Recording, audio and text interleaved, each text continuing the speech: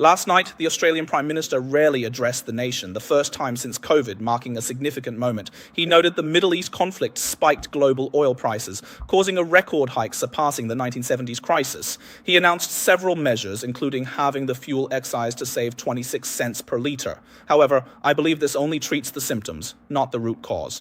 So what happens next when even your fuel runs out? The second measure is that the road tax for heavy trucks will be reduced to zero. But he also said something quite sobering. The government can't shield you from all the impacts. Simply put, we must prepare.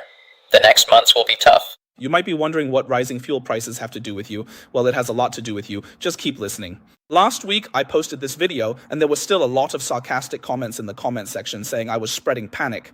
I feel like I'm the whistleblower here. So what will happen to ordinary people like us if fuel prices go up?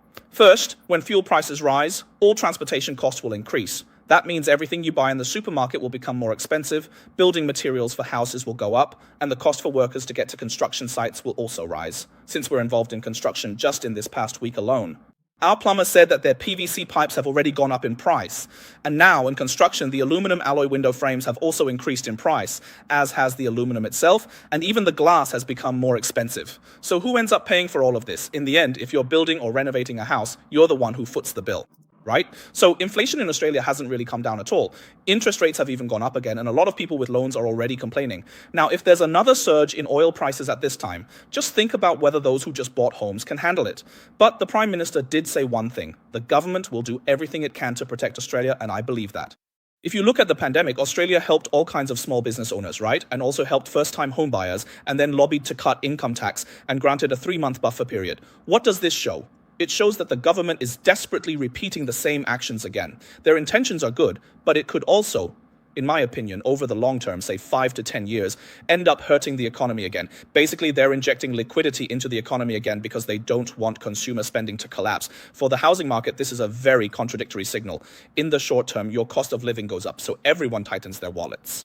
People looking to buy houses will hesitate, and the number of buyers in the market will change. Some people won't be able to hold on and will have to sell. But what about the medium to long term? Well, the government is cutting taxes, giving subsidies, and injecting liquidity so inflation won't come down. As for interest rates, even if you raise them 1 or 2 more times, it's unlikely they'll keep going against the rest of the world and keep raising them. Your money is depreciating, but the houses are still there. After every crisis, housing prices always find a way to bounce back. The money that circulates in the market eventually ends up back in the hands of the wealthy. And when the rich have money, right, when they don't have money, they're not worried about food or drink anyway. But when they do have money, they'll definitely buy assets, right? So in the end, it will happen again.